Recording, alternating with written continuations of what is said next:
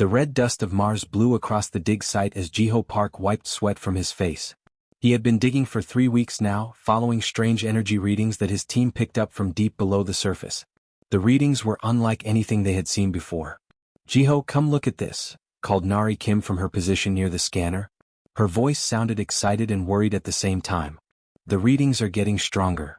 Jiho walked over to where Nari stood looking at her instruments. The numbers on the screen were jumping around like crazy. Something big was down there, something very old and very powerful. "How deep do you think it is?" Jiho asked. "At least 50 meters. Maybe more." "But Jiho, look at this." Nari pointed to another reading.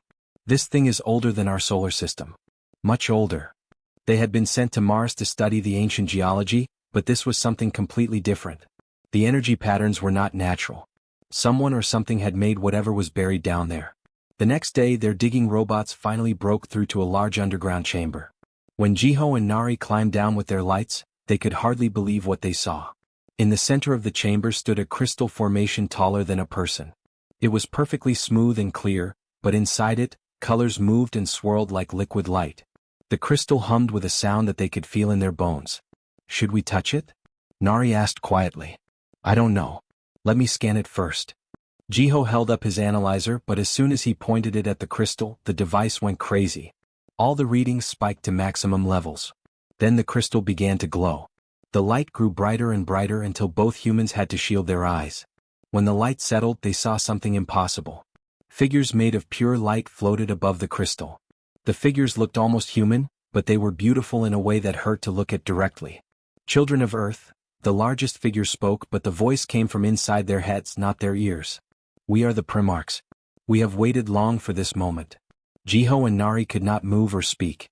They could only listen as the being continued. "Long ago, when your world was young, we came to your galaxy. We planted the seeds of life on many worlds. We watched as different species grew and learned and built civilizations among the stars." The other light figures moved closer, and now Jiho could see that each one was different, like they represented different aspects of life itself. "Some species we made strong in body. Others we made brilliant in mind.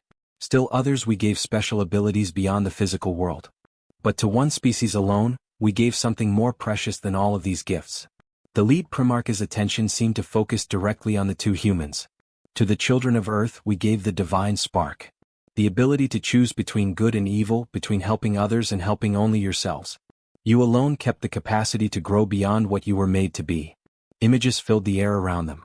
Jiho saw the history of humanity, wars and peace, cruelty and kindness, moments of terrible darkness and incredible light.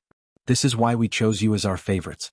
Not because you are better than others, but because you have the potential to bring all our children together." The images changed to show other worlds, other species. Jiho saw tall, thin beings with large eyes working on complex mathematics. He saw powerful warriors with thick skin and strong muscles.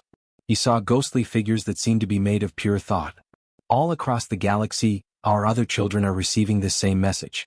All of them are learning about their origins and about you. Some will be happy to learn about their human cousins. Others will not. The Primarch's expression became serious. "The time has come for all our children to gather. We have prepared a place at the center of the galaxy where you will all meet. There you will be tested. Only those who prove worthy will inherit our gifts and knowledge." New images appeared, showing a massive structure in space, bigger than anything humans had ever built. "This is the Nexus. All spacefaring species must come there within 1 galactic year. Those who do not come will be left behind as the galaxy moves into its next stage." The light figures began to fade. "Prepare your people, children of Earth. Choose your best and wisest to represent your species. The future of the galaxy will be decided by what happens at the Nexus." "Wait." Nari finally found her voice. "What kind of test? What do we need to do?" But the Primarchs were already disappearing. Only the lead figure remained for a moment longer. "Be yourselves, children. That is all we ask. Be the bridge builders you were meant to be." Then they were gone, leaving only the crystal, which had become dark and quiet again. Jiho and Nari sat in the chamber for a long time, trying to understand what had just happened. Finally, Nari broke the silence. "We need to get back to Earth. We need to tell everyone." Within hours of their report reaching Earth, similar stories began coming in from across human space. Other archaeological teams had found crystals on different worlds. All had received the same message from the Primarchs. But more importantly, radio telescopes began picking up signals from alien civilizations. For the first time in human history, they were hearing from other intelligent species. And all of them were talking about the same thing, the gathering at the Nexus. The galaxy would never be the same again. The Nexus was larger than anything Captain Tejo Lee had ever imagined. As his ship approached the ancient station, he could see hundreds of other vessels from dozens of different worlds. Some ships looked like giant crystals that pulsed with inner light. Others were dark metal fortresses covered in weapons. A few seemed to be made of living wood that twisted and grew as they moved through space.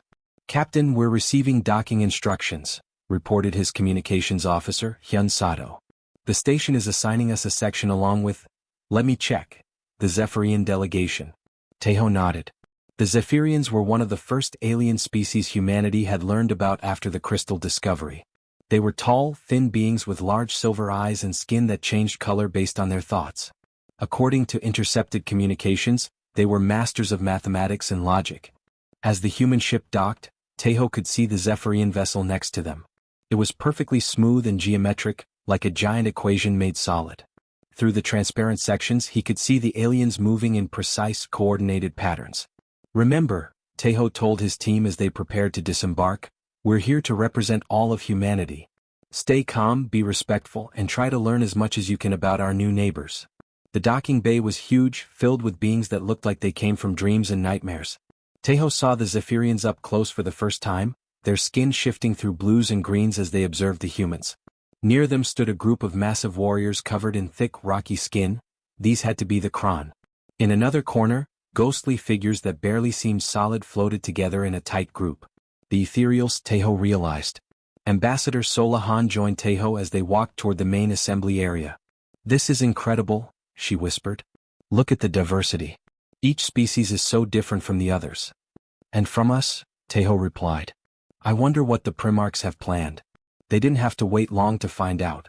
The center of the station opened into a vast amphitheater that could hold thousands of beings. As the delegations took their assigned positions, the air in the center began to glow. The Primarchs materialized, even more impressive than they had appeared in the Mars crystal. "Children of the galaxy," the Prime Primarch spoke into every mind present. "You have come as we requested. Now you must prove your worth. The universe's resources are not unlimited. Our guidance and technology cannot be given to all. Only the most deserving will inherit what we offer." A murmur went through the assembly. Many species had assumed they would automatically receive the Primarch gifts. Now it seemed they would have to earn them. "Each species will face trials designed to test your greatest abilities. Excel in these tests and you will be rewarded. Fail and you will return to your worlds as you came." The trials began immediately. The Zephyrians went first, entering what looked like a maze made of pure mathematics. Floating equations and geometric shapes filled the air around them. To human eyes, it looked impossibly complex, but the Zephyrians moved through it like dancers, solving problems that would crash the most advanced computers. Next came the Kron. Their trial was a test of pure physical strength. Mountains of metal appeared in the testing area, and the Kron warriors began moving them with their bare hands, reshaping the landscape through sheer force of will and muscle. The Ethereals faced something different entirely. Their trial space filled with what looked like shimmering veils of light. The ghostly beings spread out and began to merge their consciousness together, reaching out with their minds to touch distant galaxies. Their combined psychic power was so strong that other species could feel it pressing against their thoughts. Other species took their turns. The Aquarians, who lived in water, created massive tidal forces that could reshape entire oceans. The Ven used their natural ability to see multiple dimensions to navigate through spaces that seemed to fold in on themselves. Each species demonstrated mastery in their area of greatest strength. Finally, it was humanity's turn. Ambassador Sola led the human delegation into their testing area, but what they found was unlike any of the other trials. Instead of one challenge, they faced dozens of smaller ones, each requiring different skills. Dr. Miho Choi looked around at the scattered problems. "This is strange. Look, there's a medical emergency here, an engineering puzzle there, a diplomatic crisis over there. It's like they want us to solve everything at once." But as Sola studied the challenges more carefully, she realized something important. These aren't random problems. Look closer. That engineering puzzle? It's the same type the Zephyrians were working on in their trial, but they were struggling with the practical application. And that medical crisis involves a disease that affects the Ven physiology. Understanding dawned on her face.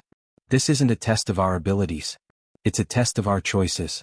Instead of focusing only on the challenges that humans could solve easily, Sola made a decision that surprised everyone watching. She split her team up and sent them to help other species who were struggling with their trials. Human engineers worked alongside Zephyrian mathematicians to solve practical applications of theoretical problems. Human doctors shared their medical knowledge with species whose own healers were overwhelmed. Human diplomats helped translate between species who couldn't understand each other's communication methods. Ambassador Han called one of the pre-march observers. "You are supposed to be completing your own trial. Why do you help your competitors?" Sola looked up at the cosmic being without fear. "Because a galaxy where only one species succeeds is a galaxy that will eventually fail. We're stronger when we work together. The Zephyrians taught us new ways to think. The Krons showed us the value of determination. The Ethereals revealed the power of unity. We're only as good as we are because of what we've learned from others." Around the testing area, something unprecedented began to happen. Other species who had finished their own trials started offering to help with the remaining challenges. The Kron used their strength to assist with tasks that required physical power. The Ethereals shared their psychic abilities to help with mental challenges. For the first time in the Nexus's ancient history, the trials became collaborative instead of competitive. The Primarchs watched with expressions that might have been amazement. The amphitheater fell completely silent as the last of the trials ended. Every species watched the Primarchs, waiting to hear who would be chosen to inherit the ancient gods' gifts. The massive beings of light floated in the center of the space, their forms shifting and changing as they considered what they had witnessed. Captain Taeho Lee stood with the human delegation, trying to read the expressions on the Primarchs' faces. It was impossible to tell what they were thinking. The other species' delegations were equally tense. The Kron warriors stood like statues, their rocky skin gleaming under the strange lights. The Zephyrian skin flickered rapidly through different colors, showing their nervousness. Even the ghostly ethereals seemed more solid than usual, as if the stress was making them focus their forms. Finally, the Prime Primarch spoke. Its voice filled every mind in the amphitheater. "We have watched. We have considered. The trials are complete and our judgment is made." The Primarch gestured, and the air filled with images of different worlds and different species. First came scenes of the Zephyrian homeworld, showing their great cities built from pure mathematics, their perfect logical societies where every problem had a clear solution. The Zephyrians excelled in logic and reason. Their minds can solve puzzles that would challenge even us. They are valuable children and they will always have our respect. Next came images of the Kron worlds, showing massive beings moving mountains and building fortresses that could withstand the explosion of stars. The Kron showed strength beyond measure. Their determination and physical power are gifts that serve them well. They too are precious to us. The images shifted to show the ethereal realms, strange places where thought became reality and minds touched across impossible distances.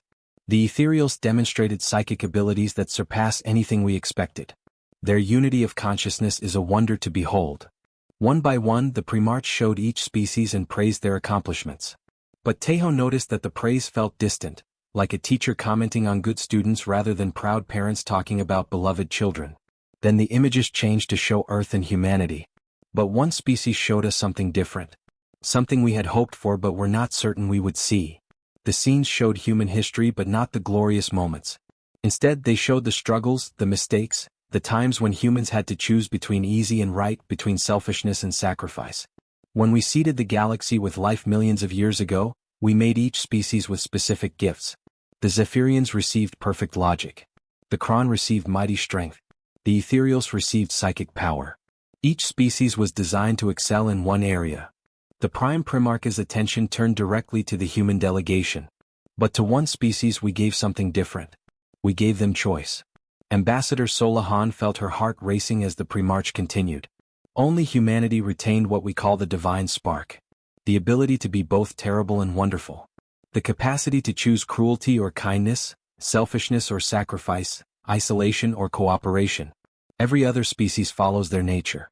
Only humans can decide who they want to become. The images now showed the trials, focusing on the moment when Sola chose to help other species instead of focusing only on humanity's success. This is why we chose the children of Earth as our favorites. Not because they are superior but because they have the potential to grow beyond what they were made to be. They can become bridges between all our creations.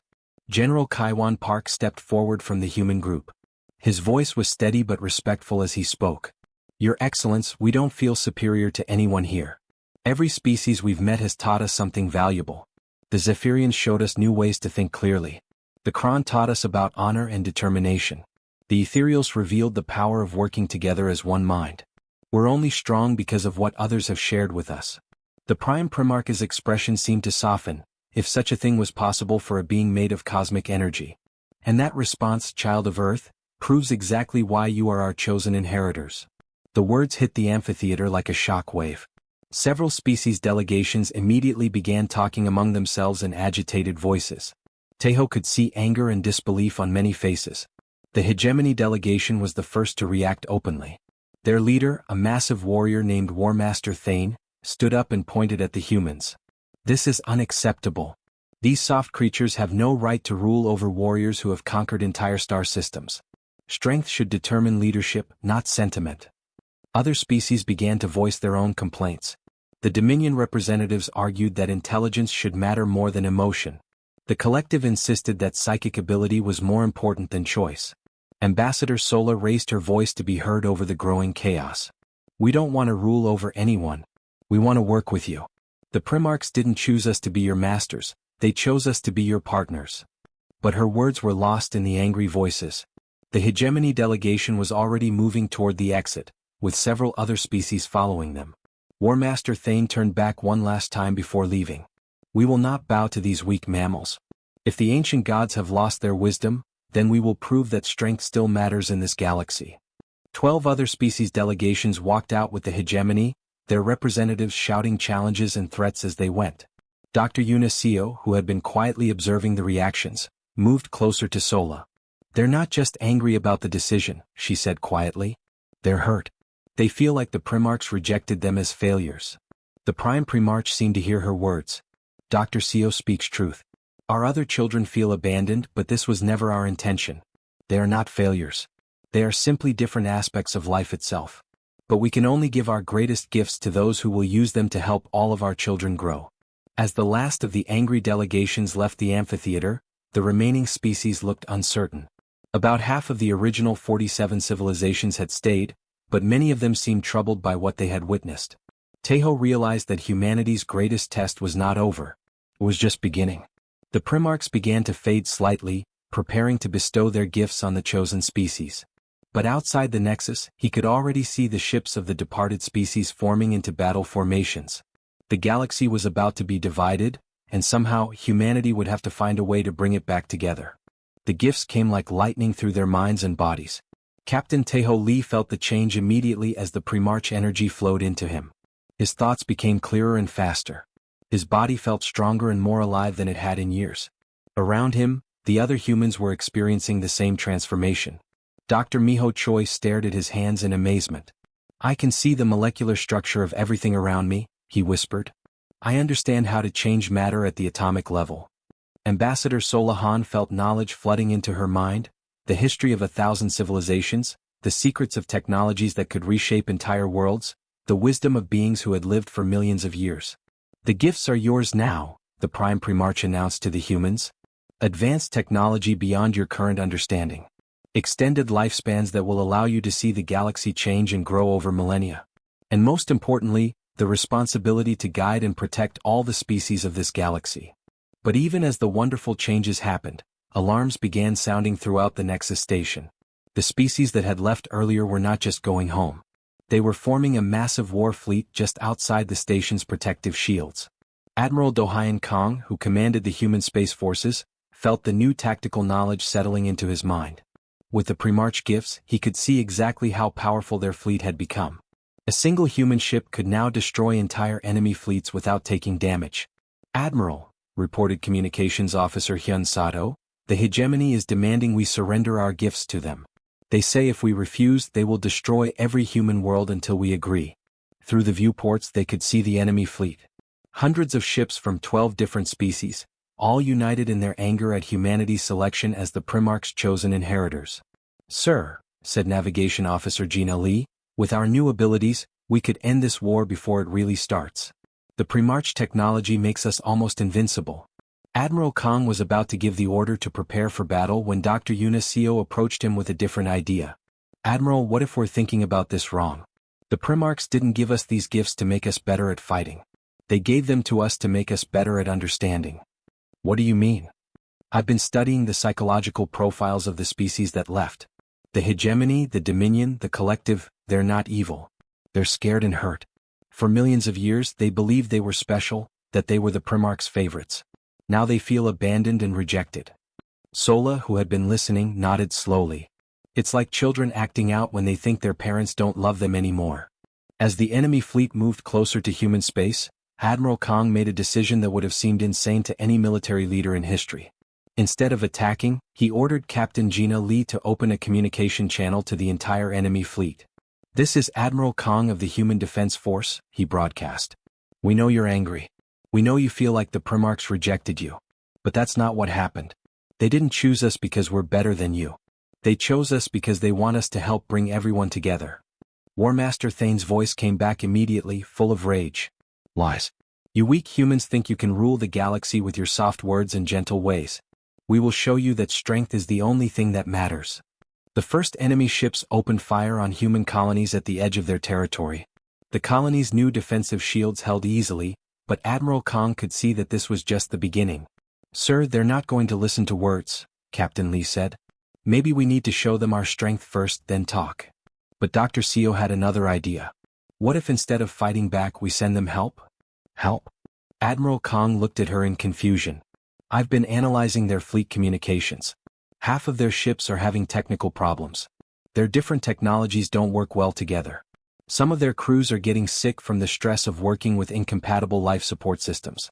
What if we offered to help fix those problems?" It was the most unusual military strategy anyone had ever heard of. While the enemy fleet attacked human outposts, human ships responded by sending medical supplies and technical assistance.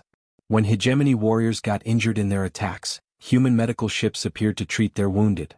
When Dominion vessels had computer failures, human technicians offered to help repair them. When collective ships ran low on supplies, human cargo vessels delivered what they needed. The enemy fleet commanders were completely confused. This was not how wars were supposed to work. War Master Thane contacted Admiral Kong again, his voice less angry but more puzzled. "What are you doing, humans? We attack you and you help us. We try to destroy your worlds and you send us medicine. This makes no sense." "It makes perfect sense," Sola replied, joining the communication. "You're hurting, so we're trying to help heal that hurt. You're angry because you think the Primarchs don't value you. But that's not true. Every species in this galaxy is valuable. We just have different roles to play." Captain Taeho Lee, now commanding a diplomatic vessel, took his ship directly into the middle of the enemy fleet. He transmitted on all frequencies. "I'm coming aboard your flagship, War Master Thane. No weapons, no tricks. I want to talk face to face about why we're really fighting." "You would trust us not to kill you?" Thane asked, surprised. "Yes. Because I know that under all that anger, you're an honorable warrior who wants what's best for your people. And so do we." For the first time since the war started, the shooting stopped. Both fleets held their positions as a single human ship docked with the hegemony flagship. The galaxy held its breath, waiting to see if words could succeed where weapons had failed. Captain Taeho Lee walked into the hegemony flagship with no weapons and no guards. The massive corridors were filled with warriors who could crush him with their bare hands, but he moved forward calmly. War Master Thane waited in the command center, his rocky skin dark with anger and confusion. "You are either very brave or very stupid, human," Thane said as Taeho approached. "Maybe both," Taeho replied with a small smile. "But I needed to talk to you without weapons between us. I wanted to understand why you're really fighting us." Thane's eyes narrowed. "We fight because you stole what should have been ours. The Primarch's gifts belong to the strong, not to soft creatures who help their enemies." "But that's just it," Taeho said, sitting down across from the massive warrior. "We're not your enemies. We never were. And the Primarchs didn't choose us because we're weak or strong. They chose us because we can see the value in everyone." "Value?" Thane laughed bitterly. "What value do we have if the ancient gods prefer you over us?" Dr. Unisio, who had been studying the psychological profiles of all the rebel species, had given Taeho important information before his visit. The hegemony had become warriors not because they loved fighting, but because their harsh homeworld had forced them to be strong to survive. They equated strength with worth because that's all their world had taught them. War Master, I've learned about your people's history. Your world is dangerous and difficult. You had to become strong just to live. That strength isn't something to be ashamed of, it's something to be proud of. We need that strength. Thane looked surprised. Need it? For what? To protect the galaxy. There are threats out there beyond our borders, hostile forces that don't care about cooperation or peace. The Primarchs gave us knowledge and technology, but they didn't make us into fighters. That's your gift. We need you to be our shield while we work on bringing everyone together. For the first time since the war began, Thane looked uncertain instead of angry. Meanwhile, engineer Jinwoo Lim had been working with a team of human scientists and reformed alien researchers who had begun to question the war. They made a discovery that changed everything. Ambassador Sola, Jinwoo called excitedly over the communication system. We figured out how to modify the Primarch gifts. We can share them with other species, but instead of giving everyone the same abilities, we can enhance each species' natural strengths. The breakthrough was incredible. The Primarch technology could be adapted to make the Zephyrians even better at logic and mathematics, the Kron even stronger and more durable, the Ethereals even more psychically powerful. Instead of replacing each species' abilities, the technology could improve them. Sola immediately sent this information to all the rebel fleets. This is what we've been trying to tell you, she broadcast. The Primarchs didn't want to replace you. They wanted us to help you become the best versions of yourselves. The war began to fall apart as species after species realized that cooperation offered them more than conflict. The first to change sides was the Dominion, whose leaders had always valued logic above emotion. When they calculated the benefits of working with humans versus fighting them, the choice became obvious. Next came the Collective, whose psychic members began to sense the genuine desire for peace in human minds. They realized that humanity truly wanted to help, not dominate. One by one, the Rebel Alliance crumbled as understanding replaced anger. The final moment came when War Master Thane stood up in his command center and made an announcement that shocked both fleets. All hegemony ships stand down. We will try this human way. 6 months later, representatives from every species in the galaxy gathered again at the Nexus station. But this time they came not as competitors but as partners. Ambassador Sola Han stood before the reformed Galactic Assembly, but she was no longer speaking for human dominance. She was speaking for something entirely new. The Primarchs chose us not to rule you but to serve you, she declared. Every species here has gifts that make the galaxy stronger. The Zephyrians' logic helps us solve problems we could never see on our own. The Kron's strength protects us all from dangers beyond our borders. The Ethereal psychic unity guides us when we lose our way. The new government they created was called the Concordance. Instead of one species making decisions for all others, every major choice was made by bringing together the species whose gifts were most suited to that particular challenge. When the galaxy faced a mathematical crisis involving collapsing space-time near the galactic core, the Zephyrians led the solution with human and ethereal support. When hostile forces attacked from beyond the galaxy's edge, the Kron led the defense with technology provided by all species working together. When they needed to establish peaceful contact with newly discovered civilizations, humans led the diplomatic efforts with advice from every other species. Former War Master Thane, now carrying the title of Protector General, worked alongside human Admiral Kong to defend the Outer Rim. Dr. Nari Kim collaborated with Zephyrian mathematicians to unlock secrets of interdimensional travel. The Ethereals and human psychologists together developed new ways to heal trauma across species lines. As the years passed and the galaxy flourished under the Concordance, the Primarchs began to fade back into cosmic slumber. Our time grows short once more, the Prime Primarch told the assembled leaders during their final meeting. But we leave satisfied. Our favorite children have become what we always hoped, not conquerors but gardeners, nurturing growth in all our creations. Captain Taeho Lee, now an old man but still serving as humanity's chief diplomatic officer, knelt before the fading cosmic beings. Will we ever see you again? When the galaxy truly matures, when all our children learn to choose growth over fear, love over hate, unity over division, then we shall return. Until that day, remember this: true strength lies not in standing above others, but in helping others stand tall. As the last Primarch disappeared into starlight, human ships spread across the galaxy. They went not as conquerors bringing human culture to alien worlds, but as bridges helping each species become the best version of themselves. The ancient gods had chosen their favorite children well. And those children had learned to make the entire galaxy their family.